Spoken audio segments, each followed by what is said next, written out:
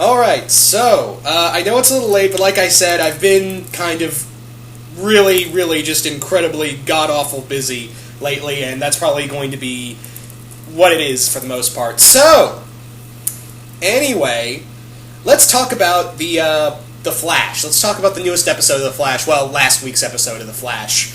Anyway, let's talk about that. So, this episode is more or less about, we find a little more about Dr. Wells, and he's been more or less taking notes on everything Barry's done. He's more or less, like any scientist, more or less doing monitoring on him. And, yeah, let that sink in. Monitoring on him. And I've been kind of thinking to myself, you know, every time I look at that news picture, that news caption from the future of the whole thing, the Flash vanishes in a crisis. So I'm kind of wondering, are they referring to the crisis on Infinite Earths, or the Infinity Crisis, or something? They're referring to... I feel like they're referring to some crisis. I feel like they're referring to some event in comic book history put in the future. My bet is that maybe they're building up to the Anti-Monitor? I don't know. With Jeff Johns, that's a possibility, because the Anti-Monitor shows up a lot in there, or... So... But here's the thing, if they... I don't know, I'm just making a theory here that maybe... Because now there's a lot of... now a lot of people are saying that maybe it's too obvious that, Dr. Wells may be Reverse Flash, and there's been some recent evidence, some news talk that's saying that maybe Dr. Wells isn't the Reverse Flash. He still could be, that's the thing. He still could be. But the main thing is that people are now saying that maybe he's the Monitor. Maybe he's the Monitor, and the big thing that caught, remember, the Flash, Barry Allen died in, defeating the Anti-Monitor, and, they said the Flash vanished in a crisis on Infinite Earths. I don't know. Maybe that's just one theory. Maybe they are building up to them. Maybe they aren't building up to the Anti-Monitor. I don't know. But if they are, here, listen, DC, CW, come here. I want to share some knowledge for you if you do decide to go all out with the Anti-Monitor. Don't make him a cloud! That is all I ask.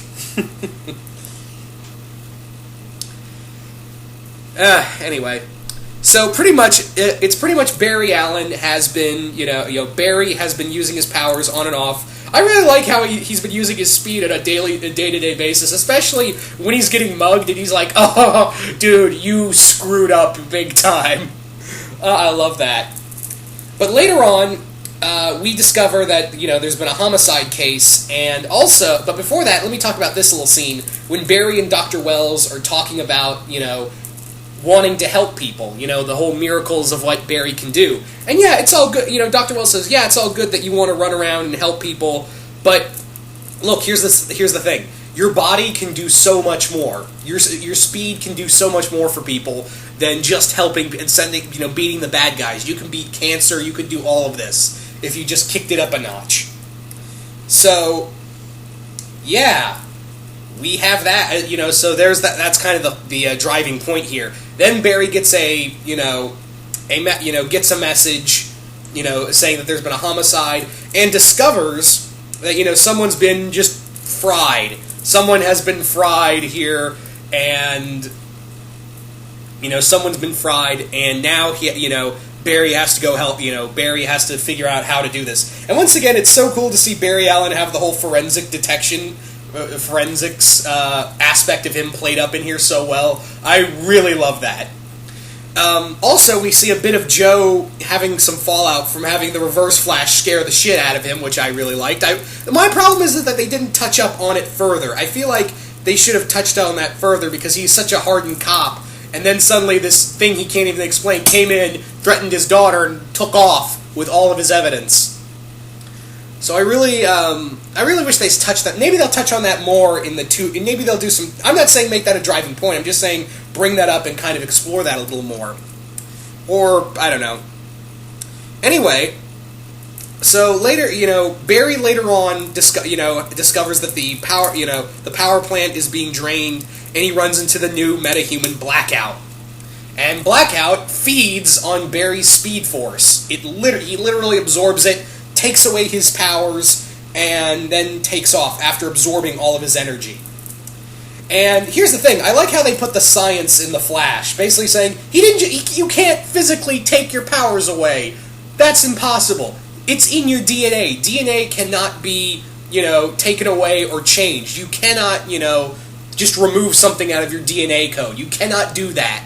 So, he's just kind of... So what they're saying is Blackout pretty much blocked Barry's abilities, and he's feeling pretty bad about it, because it made him feel special. It made him want... He pretty much said, look, that thing gave me a chance to help people in ways I couldn't do as just Barry Allen.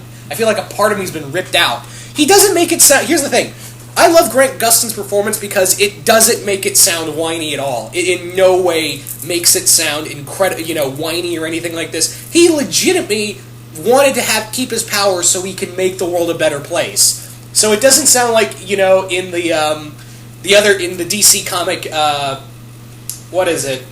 There's Act of God, I think that's the story, where all the superheroes, except for the non-powered ones, lost all their abilities, and all they did was just bitch and moan all the damn time, whereas all the non-powered heroes were just like, yeah! We're awesome, especially Batman, because Doug Monick doesn't know how to write anyone else but fucking Batman! That's not a great comic, as most of you would know, if you have seen Linkara's Top the Fourth Wall segment on that little piece of shit. Anyway, so, Barry's talking to Joe, and they're pretty much Barry's having to talk about this. Then in comes Iris, annoying as ever. Barry has to leave. He believes that Dr. Wells can still help him. Meanwhile, he runs past William Tachman, the Clock King, and it was so cool to see. Like, I literally squeed with, the Clock King showed up. I was like, eee! I can only imagine how Captain Logan is right now. I can't wait for the episode review with, I can't wait for, the next episode review on Geekvolution's channel. I can't wait to see, I can't wait to see Captain Logan's reaction, and especially Dan's reaction. Oh, boy. But anyway, meanwhile, what was I going to say? Meanwhile, Dr. Wells is looking through his notes of the future alongside his AI Gideon. No, not that Gideon, guys. They're looking through, and Barry Allen isn't even noticed. He's barely even mentioned. And, yeah, Wells is freaking right the fuck out. He is having a major panic attack right now. And then in comes, Blackout, who has come to find Dr. Wells and get vengeance on him. And everyone's and at the same time, Blackout causes, a blackout. And in that moment, Tachman uses this chance to murder 2 police officers and hold the rest of the police department in hostage. He basically holds them hostage while Blackout goes to hunt down Wells and kill him. So from that point, pretty much it's a two-way story of, what's going on, of what's happening here. It's this cool little story going back and forth, and it's nice to see that they were, how they made these 2 stories work. I really did like that, of having these 2 villains have these 2 separate stories in this whole episode. Anyway, so, Barry still wants to help the guy, because he pretty much says, look, he now has been, his life has been changed for the, his 2 best friends were killed in the accident. He's now got powers and has to feed for the rest of his life like some kind of vampire. I have to go at least try to help him, at least talk to him. And Barry does try to, does calm him down for a bit, and then he's like, nope, Dr. Wells, I gotta go kill him. Rah! So, yeah, that happens. Anyway, so from there, it's now more or less Barry, Caitlin, and Cisco, and Dr. Wells running away from Blackout, whereas the Clock King has taken over the, police department, and, Eddie is trying to find a way to save everyone. He gets shot in a crossfire and starts bleeding out, while Joe's trying to keep the situation calm and from things happening. We also discover that Tachman's sister had died from the disease. Because if you guys remember, he was trying to save his sister, all Mr. Freeze style, in his first episode in Season 2 of Arrow. But now, thanks to Central City, the DA at Central City said, nope, that's not happening. Nope, you lost your sister. And now he wants, vengeance. And meanwhile, we have Dr. Wells pretty much, he goes to find Evil Colossus. I'm still calling him that. So he goes to Evil Colossus and says, look, I need you to, there's this guy trying to kill me and everyone else in the building. I want you to kill him first, and I'll let you go. To which Evil Colossus is like, yeah, I'll do it. And I kind of wish we saw more of that fight between, I know it's Girder, the villain's name is Girder, but I have so much more fun calling it Evil Colossus. So I really wish we saw, I'll call him Tony, fine, I'll call him Tony. So there's a really cool fight I really wish we saw more of the fight between Blackout and Tony. I really wish we saw more of that during this whole episode, I really do. But, anyway, so from there, we have, what was I going to say? We have, so Tony is killed by Blackout in the fight, which I was surprised by. I was truly surprised that, they were willing, I thought they were going to bring him back as part of the Rogues Gallery, but I was totally surprised that they would have Tony get killed off in this episode. And Barry feels really bad about him. It was a bully, but he didn't deserve that. And we also discover that, Dr. Wells reveals that he did release him, and there's this great scene where Barry is just saying, look, you don't care, you talk about miracles and all that, that's bullshit. You think of all of us like pawns in a chess game. And it's a really great scene. There are some just really great scenes in here in general. I thought I was going to hate this episode. I really did, because it's the whole, I lost my powers. I got my powers back. Yay. But there are some really powerful scenes in this episode. I got to give them credit. But yeah, so from there, Barry finds a way to get, discovers that, his powers are still there, but he's having a mental block. Kind of like someone else in another show that's animated right now. But yeah, Barry discovers that he has to get past that mental block where, meanwhile, Eddie is back at, back at Central City GP, GD, CP, PD. I can't make letters. Yeah, so meanwhile, Talkman takes Iris hostage, and, she wants to say goodbye to Eddie because, he's gonna bleed out. And Joe says, look, just let her say goodbye, because, let her have something that you didn't have. And Talkman gives her 20 seconds, and, from there, Eddie tells her something, and then Talkman takes Iris to the higher levels, and from there, she reveals that she swiped a gun off of Eddie, who had another concealed weapon on him, and shot Talkman. Yeah, didn't kill him, I'll say that. Didn't kill him, but shot and wounded him to take him down. Meanwhile, back